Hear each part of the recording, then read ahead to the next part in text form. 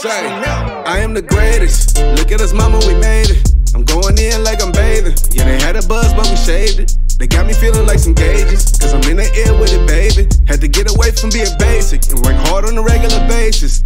I'ma let them talk till it's my time, and I ain't gon' say shit. Give them bars like cages, and they still got a few more cases. You can unplug from the matrix and open your mind a little and see that it's fucking funny like a... Ladies and gentlemen, welcome back to another episode. I'm here today with Jevon Johnson from Brooklyn, New York. Yes. This is another episode, you know, talking riches again. Okay, cool. Comedy. Yes. We're going to dive into your blueprint. Okay. Dive into your foundation of how you became the person you are today. Okay. So let's get started, man. Let's get started with the foundation. Yes. All right, on you. Well, the foundation, basically, you know, I thought you were psychic. You was going to tell me my foundation, which you know, he looking like foundation. So, but basically, man, like you said, born and raised Brooklyn, New York. Went to Morgan State University, Baltimore, Maryland. Yeah, you know, HBCU. Yeah, HBCU, yes, definitely. Studied television and radio broadcasting. But you know how it is, man. A lot of us go to school for certain things, and then we end up not working in the field. Right. And me, myself, I didn't know at the time how important internships are. I had a cousin that worked for Howard radio station that had connects at Radio 1, which is now TV 1. And he told me, he said, listen, you going to school for communications, you good after you graduate, I got you. So you know me, I'm feeling myself. I'm like, internships, why I gotta do that? I got the plug after graduation. Right. Long story short, that fell through. You know what I mean? So I had to move back to New York, you know, get a job, you know, a lot of life changing things happened. My dad got really sick, so I had to come home, help my mother take care of my pops. Shortly after that, I became a dad. So life is moving really quickly. Right. Now, my whole life, I have been an entertainer from small, singing, dancing, rapping, all that. I was always into performing. Always been a passion of mine. But like I said, life happens. And once I became a dad, you know what I mean, and then a husband, you know, I did the shit backwards, but you know, I did it. Right. You got it done. Yeah, I got it done. We got a family, so you're working and you kind of put your passions to the side. So, long story short, one day I was talking to my daughter about, you know, always going after the life you're supposed to have, always going after your dreams, always put fear aside. And I'm listening to myself talking to my daughter, because she's a dancer, right? Right. And I'm just telling her, baby, you know, don't let nobody dim your light, do your thing. And I'm listening to me talk to her. I'm like, damn, I'm being a hypocrite. Here I am, you know, working a job that I'm just making it. I'm not fulfilled. And I'm not working on any of my passions anymore. So in that moment, I said, listen, I got to get back to being creative. I was at a comedy show, fast forward. You know, I'm at a comedy show and I'm sitting there. I'm looking, I'm like, these cats do this for a living? I said, I'm funnier than them. I could do this. You know what I mean? So, I knew the cat that was throwing the shows. He was in front of a friend. Right. So I went to him after the show. I said, yo, dog, I want to try comedy, man. I think I could do it. He says to me, all right, you want a next show next week? I said, oh, hold on, bro. You mean not that show next week? I said, oh, Lord, I don't want to jump in like that. Give me some time. He said, all right, I'll put you on the show next month, which is about 3 weeks away.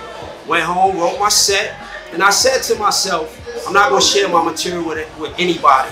My wife, my friends, nobody. Because you can have something that's gold, and if they don't like it, you'll never put it on stage. And it's so funny, like, I've always been funny, but I've never been a clown. So I'm a laid-back type dude, you know, even though I'm a comic.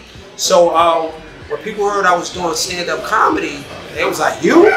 A lot of my friends came to my first show just to see me bomb. They said that, oh, you doing comedy, we gonna come and see you bomb. I said, well, damn, thanks for the support. Oh my God. But that gave me motivation to like want to prove people wrong. My whole life has basically been built on just being a good person, but also proving my doubters wrong. So I said, all right. So I go to the show. First time on stage, I murder. I kill it, right? It went 1,000 times better than I even pictured it going. So from that point on, man, I kept working on my craft, writing, networking, but life continued to get in the way. I couldn't focus on comedy the way I really wanted to. You know, I would do shows and then maybe take 3 weeks off. Right. Do a show, take 2 weeks off. So then one day, man, I just said, listen, I gotta stop cheating myself and go hard with it. I started going hard. And Martin Lawrence is my biggest comedy influence. I think Martin doesn't get enough credit for being such a influence for us, black people, especially if you grew up, culture for real. If you grew up in a the 90s, and you watch Martin, you watch Def Comedy Jam. It's almost like Martin played a part in raising a lot of us. Even to this day, Martin, the show is such an impactful show. Where, like you said, I watch it every day. Every day. Like it's brand new. I was about to say, you watch that shit, and it's like you watching it for the first time. You know what I mean? So said that to say, if you watch my style of comedy, of course, I'm not trying to copy Martin, but you see his influence. I'm very physical. I'm high energy. I got these big ass ears. You know, so you know a lot of connections. But just to get back to me pursuing comedy, I started going hard and I started to see the fruits of my labor. You know what I mean? And being married and having children, you want to be an example to them, not just by your words, by your actions. So I want my kids to see me, still by day, working a 9 to 5, teaching, doing what I got to do, but also chasing my dreams. You know, because you could tell them whatever, but if they don't see it in you, they're not really going to believe it. So my kids are my biggest inspiration, you know what I mean? So here I am now. I've been doing comedy 10 years. I would say going hard, maybe, 6 years I've been going hard, Every day I'm learning. I try to write every day and just get better, man. I act a little bit, you know what I mean? I write scripts. I got a sitcom I'm working on right now that I'm writing, so we gonna chop it up, bro. So that's basically me in a nutshell, man. Just trying to live life abundantly, impact lives, and make the best out of mine, man. Perfect. So with you starting a journey again, it's important for you to be an example, especially you being a married guy. Yeah.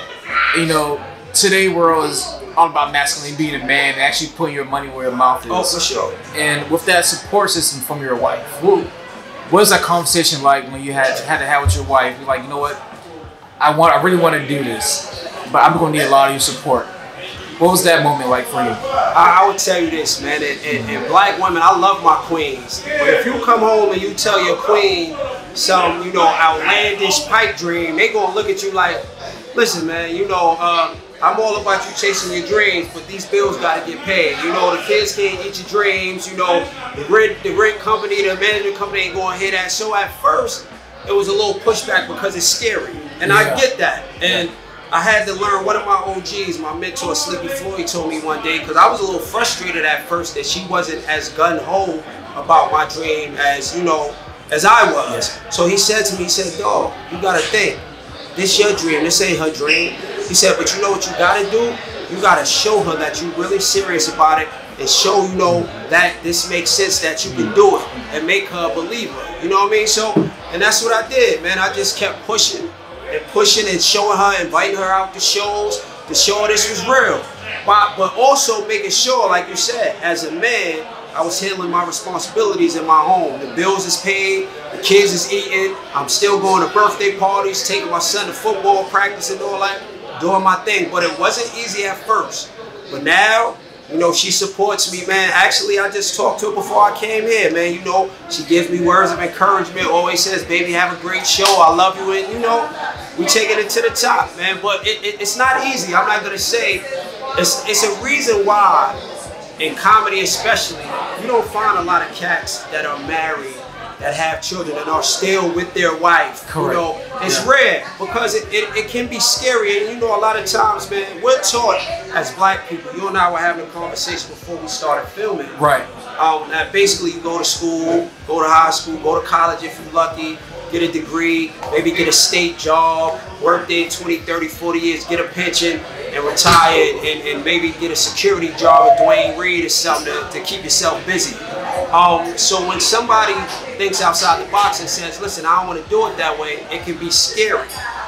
So at first it was scary for my wife, but now she's buying in because once again, she's seeing how hard I work. She's seeing how much I work in my craft. How I'm trying to build, like, this ain't just something I want to do for attention or because I'm funny. This is about a legacy for my family. You know what I mean? Generational wealth. So I just think it's dope when you have it. Listen, in this game, man, it can be lonely. You need that support. Right. I thank God that I have a beautiful wife and 2 kids that push me. My kids do the same thing. If I have a show, my son, if he's up, if it's on a weekend, he gonna FaceTime me at 11 o'clock. Dad, I'm just going to check on you, see how your show went. My daughter gives me a long speech before I go to a show. You know what I mean? So it means the world of me and it pushes me. on them nights where maybe I come to a show and I didn't have my best set, you know, I always know I got them, you know, as my backboard, as my support, which, you know, rarely happens. I always have a great set. You know, I'm just joking. Everybody has, you know, off nights, but like that family support is amazing, and it's really important to me. And you know, like I said, I do this for them.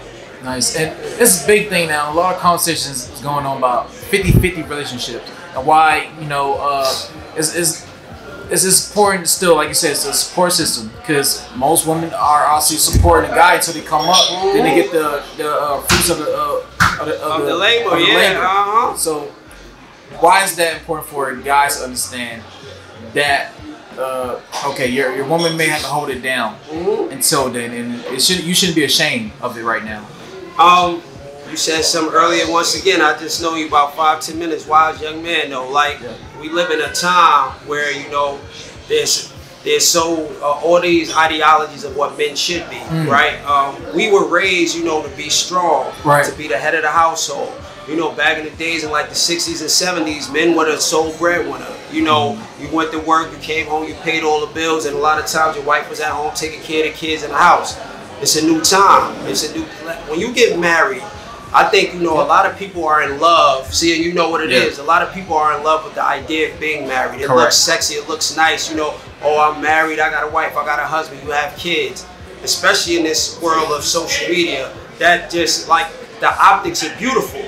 But if you really look at the vows that you took, richer or poorer, sickness and health, better or worse, you know, I, you know, take you and forsake all others. All those, that's real shit, right? So if you're a man and you got a goal and you have a dream, right?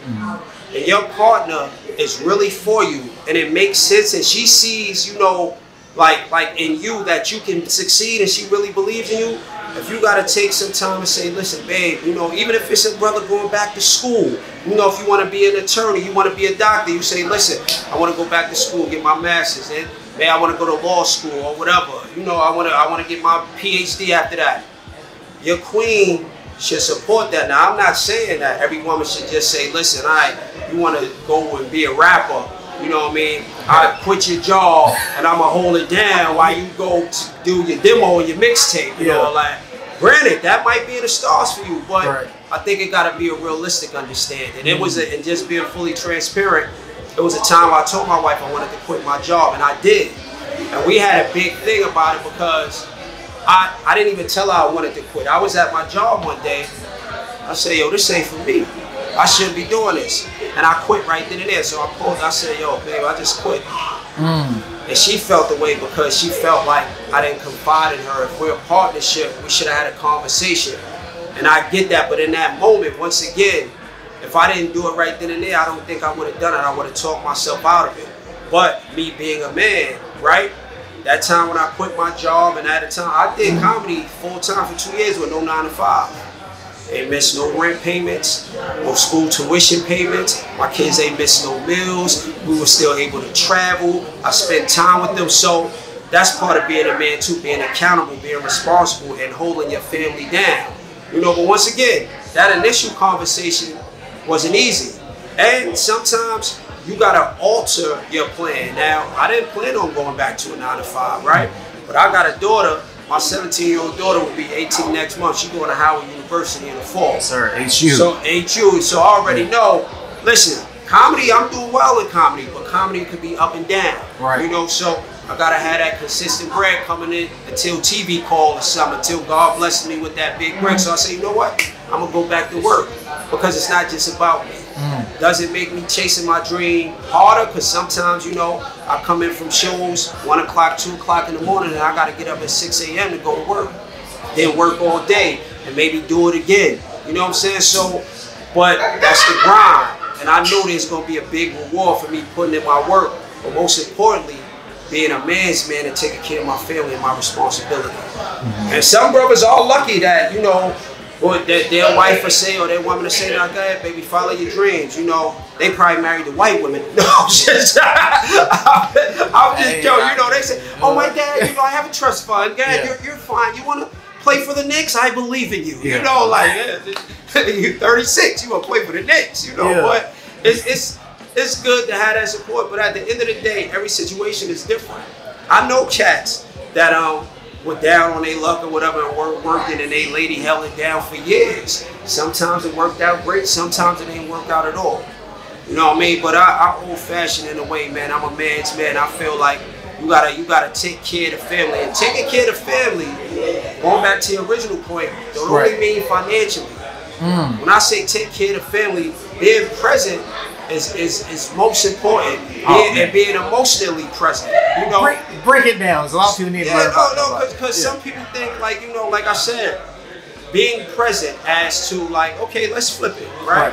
If your lady has a dream and has goals, being very, you know, how can I say this? Emotionally available. Emotionally available for her. She came home. Your lady might be in school and working full time. She come home from work one day. Wow, see? Now, so I could imagine what you have to be and who you have to be for her. When she comes home, you know, she might go to work and have class online. I have to go to class. Yo, babe, I'm gonna cook dinner today. You know what I mean? Or, baby, how was your day? Hey, listen, how are your classes going? I saw you was writing the paper. You seemed a little stressed. Is there anything I can do to help? And being genuine about it.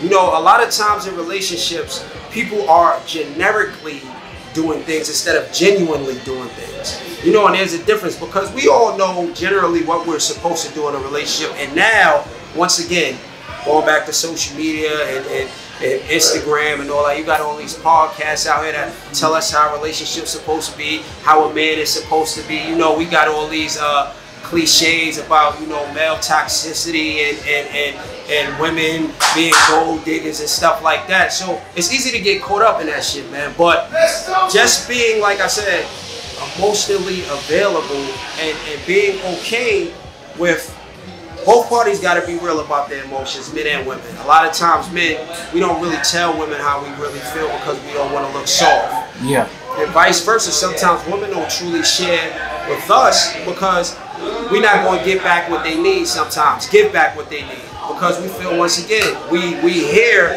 but you ain't really here for her, man. You got to be there for your woman. When she having a rough day, dog, you got to lift her up. You know what I mean? If she's stressed out at the job, she come home, hey, babe, take your shoes off, let me rub your feet. We sit down and watch, you know, the new Bridgerton on Netflix or something.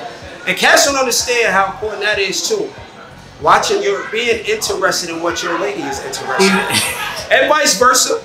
Like, you know how much shit I done watched that I ain't want to watch, but my lady's into it, so I'll take interest in it. But sis is the same thing. If your man at home watching a game or something, instead of annoying him and talking to him about shit that he don't really want to hear about in that moment, sit there and watch the game with him. Get him a drink. Hey, oh, what you want? You know, like shit. That me and my wife got so much closer over the pandemic. Just being home together, binge watching TV shows. You know what I mean? You know how much damn P Valley I watch, Married in Huntsville, and all that type of shit. And I gotta talk to my old girl. That Martell is a trip. You know that? Yeah. That's quality time, dog. Because I tell Cash this: if you don't watch her shows, nigga Craig on her jaw. That scheming, he gonna watch her show. Work husband. Oh yeah, work husband. And she gonna come in on Friday, he gonna have her Starbucks order ready. You know, I got you oat milk. I know you lactose intolerant, you know. So you gotta think, you know, shit, let me grab my tissue. I know we feel when I tell you my allergies killing me. I can't be on screen with the, you know, the boogers and snot, man. Pardon me, people. But yeah, all that is important, y'all. All that is important. And I've been married going on 15 years. Nice, man. Yeah, so, you know, and it's work. Yes. You know, everybody go through their ups and downs, but that's the thing, you gotta work at it. You know, marriage is a job, but what you do at your job, if you like your job and you want to keep it, you make sure you there put that work in. Do the same thing for your marriage. Nice, man. Yeah. Man. I gotta get you some more episodes of the show, man. And it's funny though, like I'm a comedian, right? But I'm not a clown. That's what I tell people. Like sometimes people will say to me that don't really know me or hear me talk, but you're so serious. How you a comedian? Nah, I'm just, you know, versatility is the key to life, dog. You know, you want to see me be funny, pay to come to a show. Right. Or, you know, I might be kicking it, we having a conversation, but there's real shit going in the world that, you know, I need to be serious about. Like my relationship, I take that serious. My family. my craft. Although I'm a comedian, this is my business. So, you know, I take it seriously, man. But, you know, yeah, anytime, bro. I love your vibe, man. You just, you know, cool, brother. I'm big on energy. You got great energy. You know, if you didn't, I would have said, nah, I'm not doing that, man. My allergies killing me. I ain't trying to do no interview, you know. But nah, you're a cool brother, man. Appreciate that, man. Definitely. And I wish you continued success with everything you're doing, man. Thank you. We got to talk a lot more off camera. Oh, for sure, we will. I think we will, bro. I think we collab something really nice. Oh, yeah, definitely, brother. Perfect. Everything happens for a reason. Nothing is a coincidence, man. The universe and the Most High is amazing, you know. So we definitely will chop it up and link up again, brother. All right. Let's keep this a part one. Cause I got a lot more things to talk about, especially with, you know, experience in marriage. You know, I've been married for like 3 years now, going on 3 years. That's rule number one. You got to know exactly how long you've been married, bro. Yeah. That helps, knowing how long. So like, I don't know. But you have knowledge. Things that you just explained, it's things a lot of people need to know, that, you know, sometimes people just wait into marriage without a foundation. But it's cool, you know, you gotta still understand your partner. Of course. Still learn what is her spiritual background. How does she move?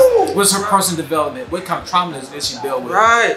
Things like that. You need to know, brother. We gotta talk about that. Yes, for sure. So let's keep a series going. So I'm ending right here, but we gotta do some more episodes. All right, my man. All right, appreciate you, man. Thank you. And how can people reach out to you, man? All right, everything on social media is Jevon M. Johnson. That's J-E-V as in Victor, O-M. M as in bad motherfucker, Johnson. Nah, you know, Jevon M. Johnson, Instagram, Facebook, all that, man. To see me, you know, coming to a screen near you, man, I'll just say that. All right? All right, thank you so much, man. Appreciate it.